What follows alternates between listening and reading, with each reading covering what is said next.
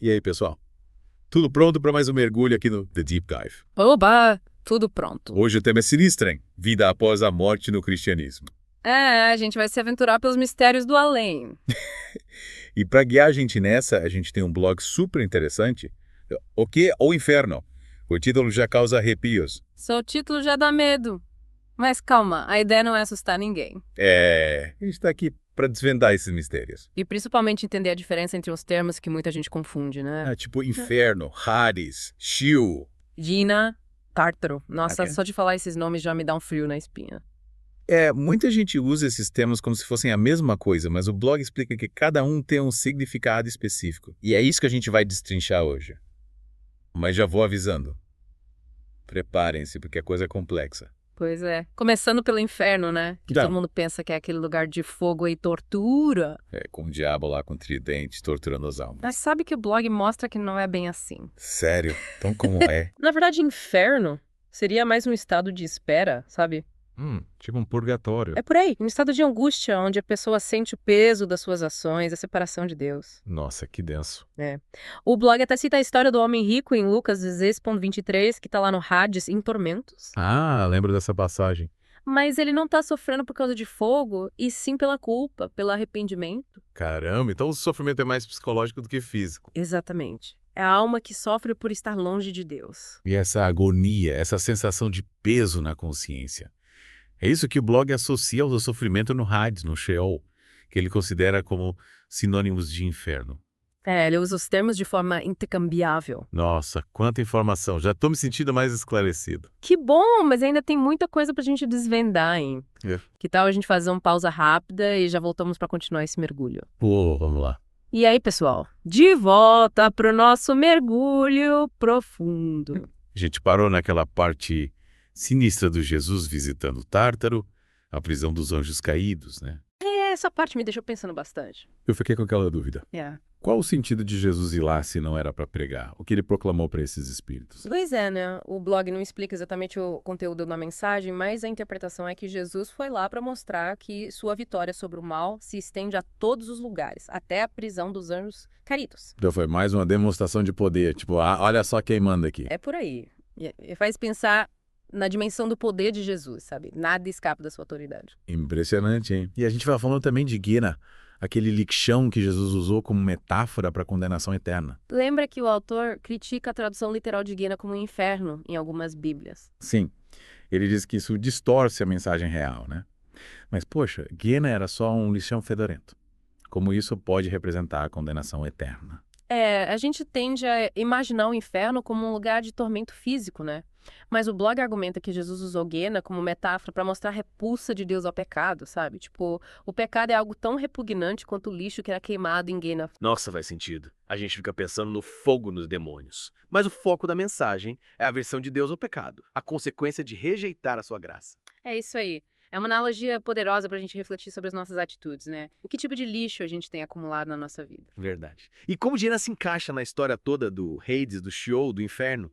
A gente viu que esses termos são sinônimos, né? Isso, todos se referem ao reino dos mortos, onde as almas esperam o julgamento final. E o sofrimento nesse reino, aquele tormento que o homem rico da história sentia, seria mais uma consequência da culpa, do arrependimento, do que um tormento físico em si. É isso aí.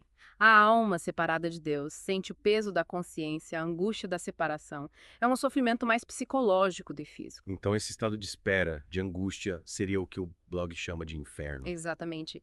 É importante diferenciar esse conceito de Ginena, que representa a condenação final, a destruição total. São ideias diferentes. Caramba, é muita informação para processar. Mas estou começando a entender melhor essas nuances, essas diferentes A interpretações. gente está desvendando os mistérios do além, né? E por falar em desvendar mistérios, que tal a gente recapitular o que a gente viu até agora, para ter Isso. certeza que todo mundo está acompanhando. Boa ideia.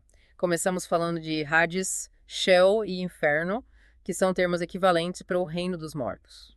A gente viu que o sofrimento nesse reino não é físico, mas sim a angústia da separação de Deus, o peso da consciência. Depois exploramos Gerana, que era um lixão real usado por Jesus como uma metáfora para a condenação final.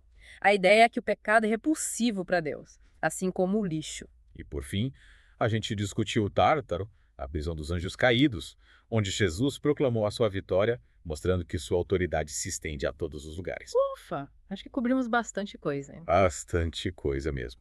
E aí, preparados para a última parte do nosso mergulho. E aí, pessoal?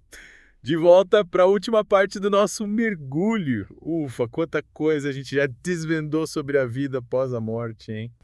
A gente se aventurou por uns conceitos bem complexos hoje. Inferno, Hades, Sheol. Gena, Tártaro. Nossa, esses nomes me davam até medo no começo. Mas depois que a gente analisou o blog O Que é Inferno, as coisas ficaram mais claras, né? Bem mais claras. A gente viu, por exemplo, que o inferno não é aquele lugar de fogo e tortura que a gente imagina. Não é o diabo com tridente torturando as almas. É mais um estado de espera, de angústia, onde a pessoa sente o peso da separação de Deus. E a culpa, o arrependimento?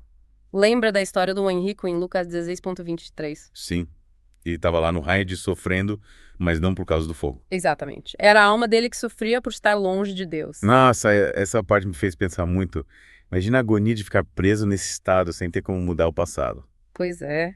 E essa sensação de angústia, de peso na consciência que o blog associa ao sofrimento no Hades, no Sheol. Que são a mesma coisa que inferno, né? Isso. O blog usa os termos como sinônimos. E a gente viu também que Genal era uma lição de verdade, que Jesus usou como metáfora para falar da condenação eterna. Lembra que o autor critica a tradução literal de Gena como inferno em algumas bíblias. E diz que isso distorce a mensagem real. A ideia não é focar no fogo e nos demônios, mas sim entender a repulsa de Deus ao pecado. E a consequência de rejeitar a sua graça, né? Exato. É como se o pecado fosse algo tão repugnante quanto o lixo que era queimado em Gena. Uma metáfora bem impactante, né?